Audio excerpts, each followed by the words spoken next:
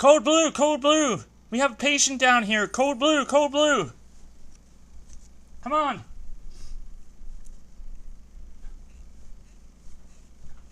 Come on, let's get revived here.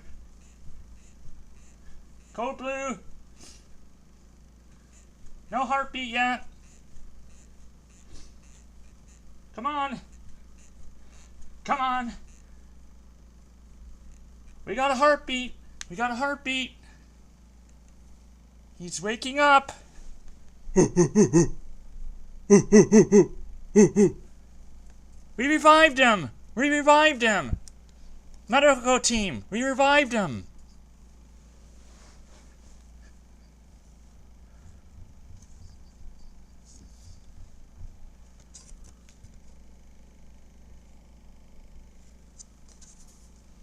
Hello, and welcome to Fun with History with Professor Banks.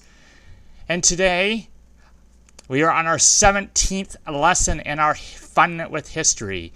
And I hope you liked that catchy little intro. And the hint is, the topic this week, the title of our topic is Revive, Revive. So, let's get into this, shall we? Let's get our music set up and introduced.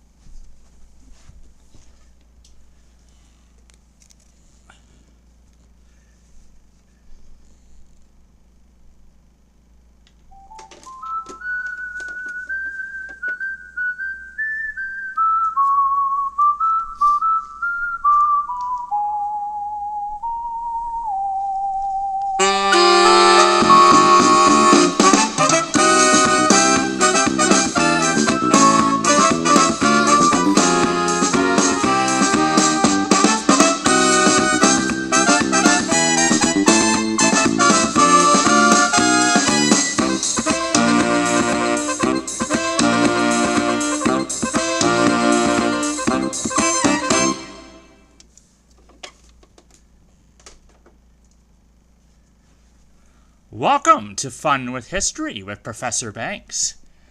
And today, first of all,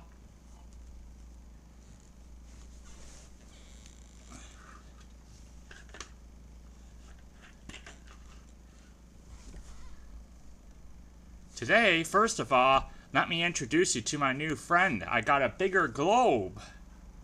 So, a bigger globe for Fun with History with Professor Banks. And got it for my wedding anniversary. So it's quite a nice little globe, and I like it. So going to be having it into our history lessons.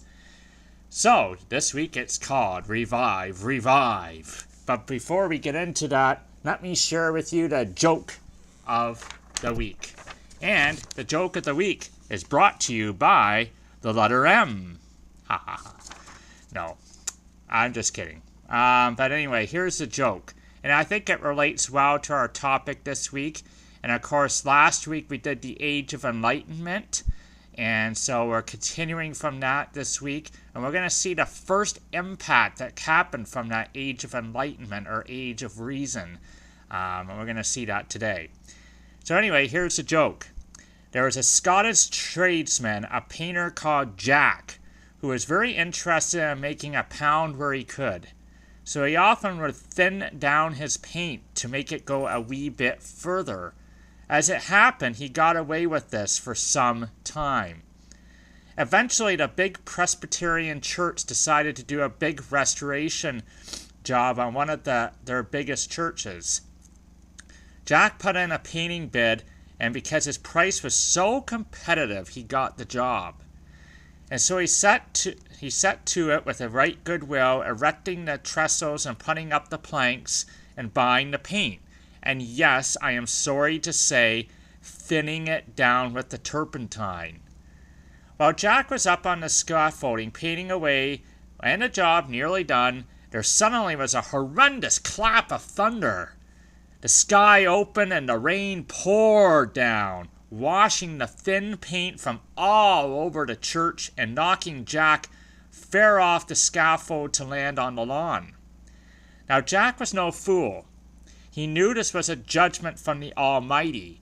So he fell on his knees and cried, "O God, forgive me. What should I do?" And from the thunder a mighty voice spoke, "Repaint, repaint, and thin it no more." I hope you like that joke. It's kind of funny, but it is a joke very well related to what we're going to speak to today. So what happened from the Age of Enlightenment is these great minds in the Age of Enlightenment and these great things that they came up with in this age that we looked at last week. Well, it caused a lot of effect on everything else. And it set off some revolutions, which we're going to see in the next couple of weeks. But the first thing it did was it really started to get people thinking, and it kind of set off a spiritual transformation. Okay, so, and forgive me if, you know, a lot of you maybe aren't into the spiritual part of things, and but it is definitely a big part of history. And it was called the Great Awakening, or simply put, the revivals, the great revivals of the 1700s.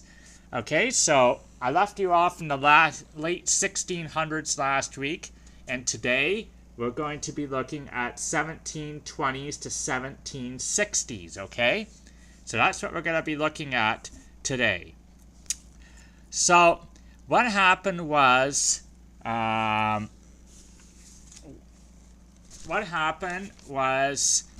because of this Age of Enlightenment and the mind starting to really become an important part in the human life, and the mind was looked at as really the thing to look at. Like, I mean, this is what it's really about. It's not about a lot of the other stuff. So it opened up the minds and consequently spirits to a lot of other people that were around after this.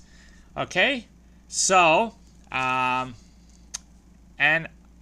all of our men that we are looking at today come from England. So once again, England, so on the map here, okay, so we're up here still. We're up there in England, and England still is coming over and having a big impact on the rest of the world and North America. So, I'm going to try to go through this as quick as I can.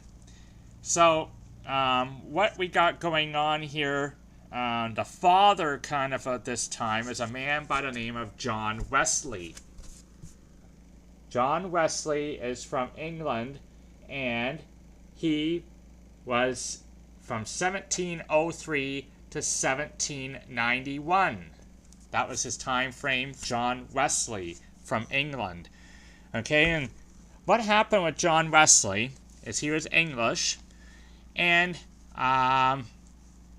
he, in the 1720s, he ordained a thing called the Oxford Holy Club, and then he decided to,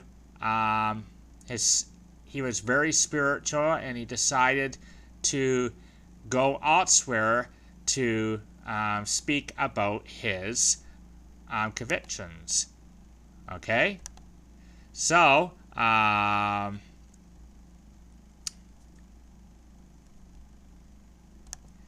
basically he actually traveled across the ocean, and he went to Georgia to preach.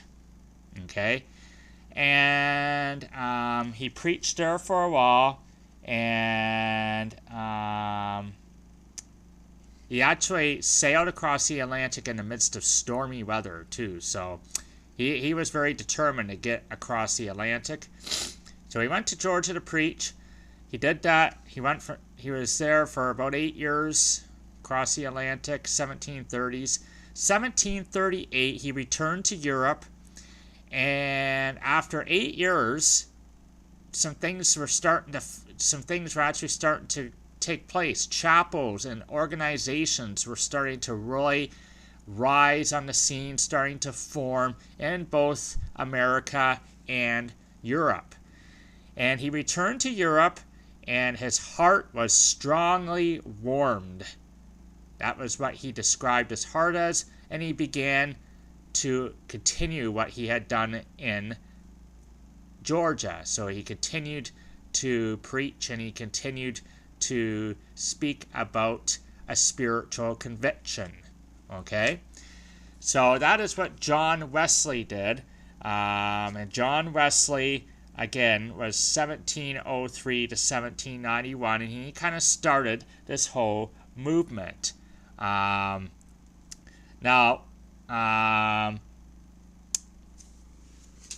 He had a brother. His brother's name was Charles. So Charles was 1707 to 1788. Charles, 1707 to 1788. And how many people here, people who actually go to a church or who have heard hymns over the time, anybody here familiar with Charles Wesley? Anybody? Anybody at all? Because one thing that, if you know anything about Charles Wesley wrote a ton of hymns. He wrote actually over 6,000 hymns. So this was a man that was very spiritual. This was a man that was very musical, and he knew how to put beautiful hymns together. So, and he wrote over 6,000, but three of his most famous hymns that probably most of you have heard of is one, a Christmas hymn, Hark the Herald Angels Sing. Charles Wesley wrote that one. As did he write Oh, for a Thousand Tongues to Sing, which is a hymn I have sung before in my past. That is a hymn I'm familiar with. And he also, another popular hymn he wrote is Can It Be That I Should Gain? So this man wrote over 6,000 hymns, and his impact was tremendous. Because what happened from Charles Wesley was this whole entirely different church that has never been seen before. Okay, so we saw Lutheran churches in the past. We saw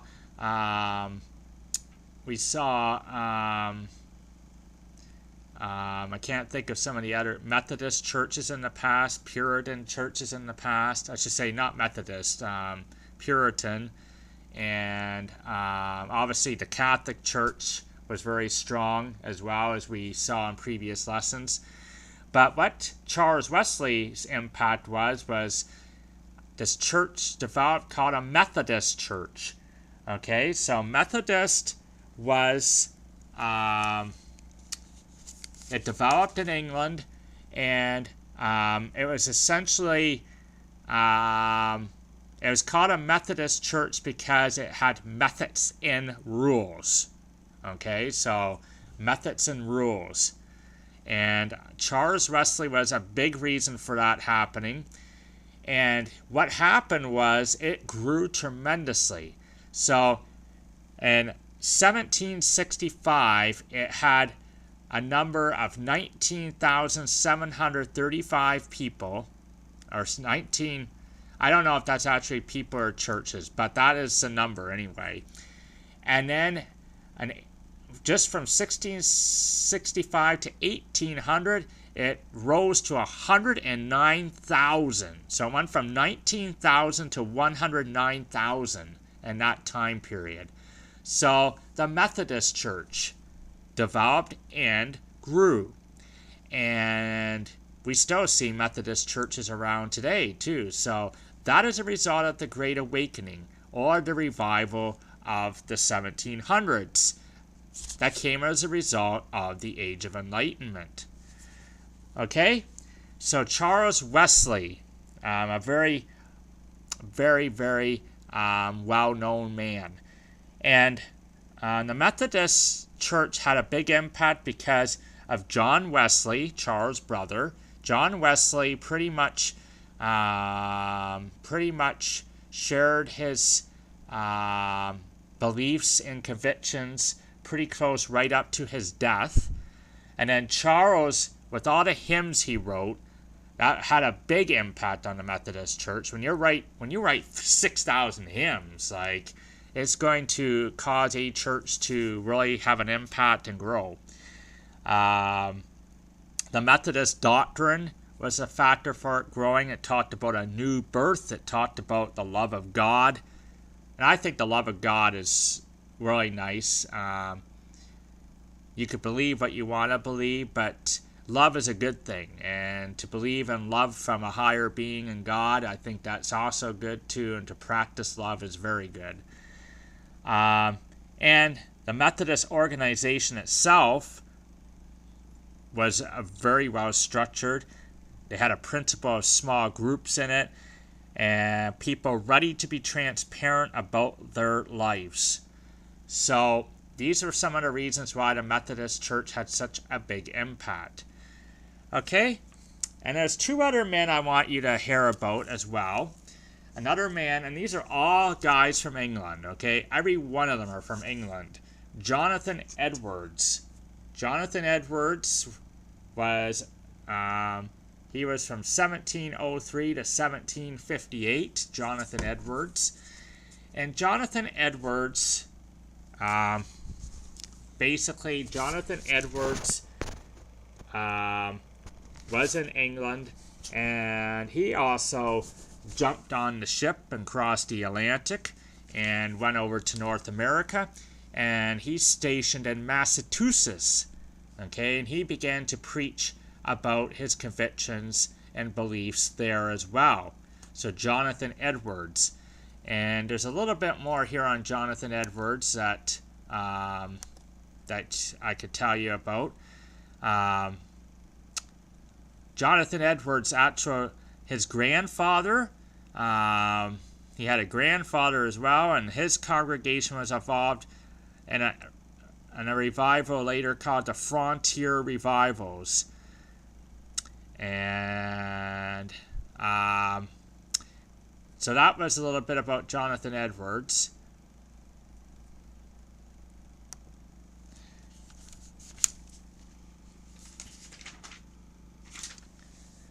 So Jonathan Edwards, he knew these other men, and I think that was a reason why he started to be a part of this movement as well, because he knew them, and the impact of these great men, the Wesley brothers, impacted him, and he thought that he should be a part of this as well. So he too went over to the States and had an impact. So finally, leaves us with George Whitefield. George Whitefield, okay? George Whitefield was 1714 to 1770. He was from England as well. And George Whitefield, I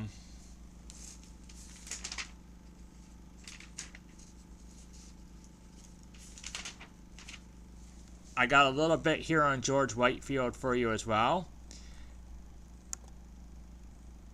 George Whitefield was a great British evangelist, and George Whitefield arrived in Georgia in 1738, and he returned in 1739 for a second visit of the colonies. And what George Whitefield did was actually he settled himself into the colonies, and he preached in the 13 colonies. And he made a triumphant campaign north from Philadelphia to New York and back to the South. In 1740, he visited New England, and at every place he visited, the consequences were large and tumultuous. Ministers from various evangelical Protestant denominations supported the Great Awakening, and in the Middle Colonies, not only did Whitefield influence the British colonies, but he also influenced the Dutch and the Germans. So that is a bit about George Whitefield for you. So essentially, we saw in the past Christianity was born in Rome. We saw that in quite a few history lessons back. We saw how it was kind of Christianity was looked at as something that looked kind of cool and interesting when it was born in Rome, and then it kind of lost its impact. It kind of got taken over by Islam for a while, and then it started to kind of be noticed again a little bit with after the Middle Ages with the Catholic Church and when Martin Luther started the Protestant Reformation. But again, it was in a big fight with the Catholic Church.